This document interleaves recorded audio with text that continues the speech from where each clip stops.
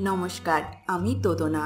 আপনাদের যখনই কিছু মনপসন্দ খাবার খেতে ইচ্ছা করবে, ইউটিউবে গিয়ে লিখুন বাঙালির রান্নাবান্না আর সাবস্ক্রাইব করুন আমার চ্যানেল এবং আমার সমস্ত রান্নার আপডেট সবার আগে পেতে বেল নোটিফিকেশানটা অবশ্যই অন করবেন। আজ আমি টক ডাল বানিয়ে দেখাবো।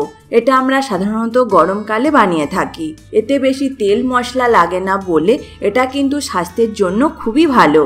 আমি এখানে 1 কাপ মসুর ডাল নিয়েছি। ডাল আমি ধুয়ে নিয়েছি। একটা মাঝারি মাপের আম খোসা ফেলে দিয়ে লম্বা লম্বা করে কেটেছি। আমটা অবশ্যই দিতে হবে টক বুঝে। যদি বেশি টক হয় তখন কিন্তু 2 থেকে 3 টুকরো আম দিলেই হবে।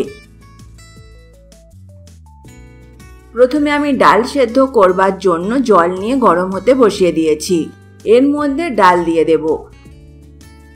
আপনারা চাইলে ডাল অবশ্যই কুকারে সেদ্ধ করতে পারেন, তখন 2টো সিটি দিলেই হবে। এখন এটা আমি ঢাকা দিয়ে সেদ্ধ করে নেব। এতে অবশ্যই সময় একটু বেশি লাগবে। 15 মিনিট পর ফিরে আসলাম। ডাল ভালোভাবে সেদ্ধ করে নিয়েছি। এবার এর মধ্যে আম দিয়ে দেব আর দেব সামান্য হলুদ গুঁড়ো।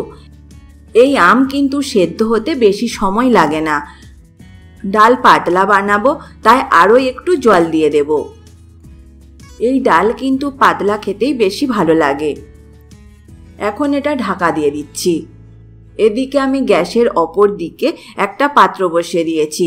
এতে সর্ষের তেল দিয়ে দেব। তেল কিন্তু খুব বেশি দেওয়ার দরকার নেই। তেলের মধ্যে 5 ফোড়ন দেব আধা চা চামচ।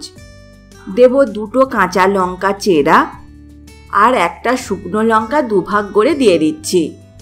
তেলে নাড়াচাড়া করে নেব যাতে একটা সুন্দর গন্ধ আসে। এখন এটা নামিয়ে নেব।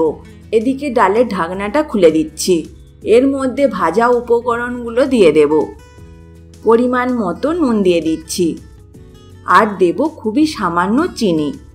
এইটুকু সময়ের মধ্যেই আম কিন্তু সেদ্ধ হয়ে যায়। আরও এটা হতে দেব 1 মিনিটের মতো।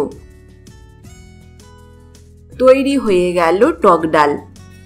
এই রেসিপি যদি আপনাদের ভালো লাগে অবশ্যই লাইক বা কমেন্টের মাধ্যমে জানাবেন, পারলে শেয়ার করবেন।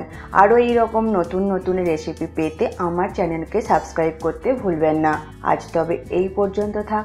আবার দেখা হবে নতুন কোনো এক রেসিপি নিয়ে। ভালো থাকবেন, সুস্থ থাকবেন। ধন্যবাদ।